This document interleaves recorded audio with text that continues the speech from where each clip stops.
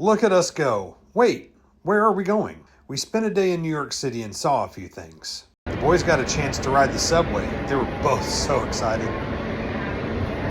These guys were so excited by it, they had to be restrained.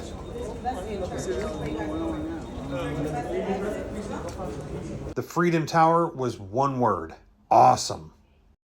And the World Trade Center Memorial was sobering and somber.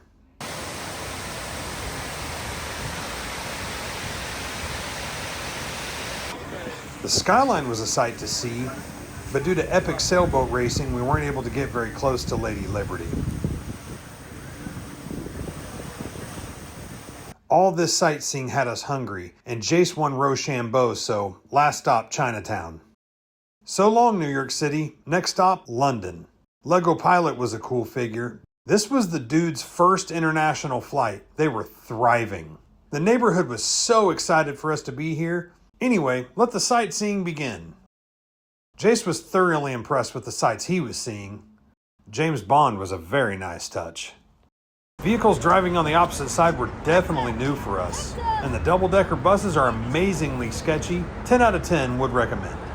We spent all day looking for landmarks, and we finally stumbled upon this phone booth. People in the area said it was iconic. I don't know, but we took photos with it just in case. Kidding. Buckingham Palace was glamorous in gold. The lion tamers were stoic. The nearby park with tree rows was absolutely stunning. And the pigeons were becoming our pals. Getting around was pretty easy. The buses and subways were clean. Google Maps came in clutch.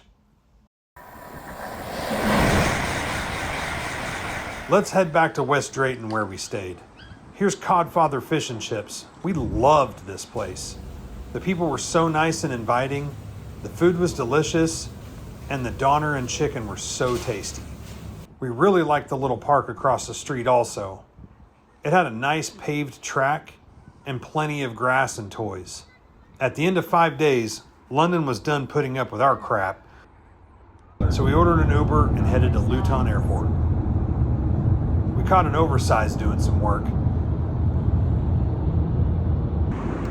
Speaking of work, here's me directing planes while on a plane.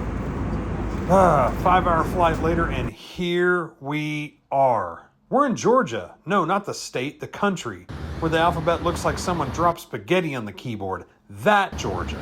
And here's where we're staying.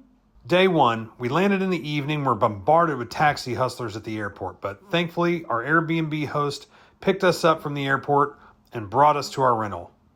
The first thing we noticed is the vast difference in the age of buildings. Some look brand new, and some look like they barely made it through the Cold War. So here we are, Tbilisi. It's beautiful. It's chaotic in the best way, and none of us know what we're doing. But we're surviving, mostly thanks to khachapuri and Google Translate. Google Translate is an absolute lifesaver. Not so much the image translator. Stevie Wonder could do a better job in that department. But typing in English and converting it to Georgian has bailed us out so many times.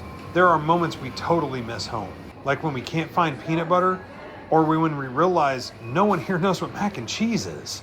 And don't even get me started on trying to pay for things. They allow tap to pay at most locations, but there's like 3 different terminals, so choosing the right one is like playing eeny, meeny, miny, mo. We're getting used to some stuff, like cars here do not stop for pedestrians. You cross the street like it's a trust fall with fate.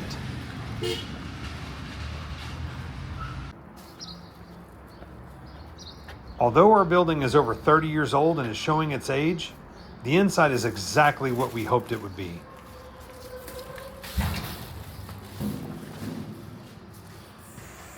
There are 2 elevators which appear to go on strike at various points during the day, and the highest they go is 16 floors, so we have to walk up the stairs to the 17th where we're staying. The host helped carry our bags, stood on the balcony and showed us some key points for reference, and disappeared just as quickly as he appeared. He has amazing reviews. We can feel his warmth and compassion for people who stay at his rental.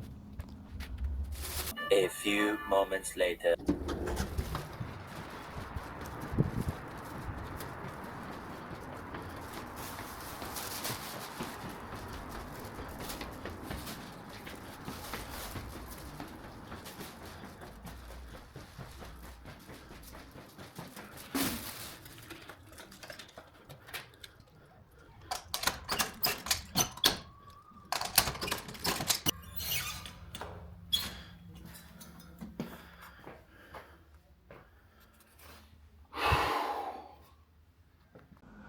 So that's it. Our first week in Georgia. No idea what we're doing, but we're doing it together.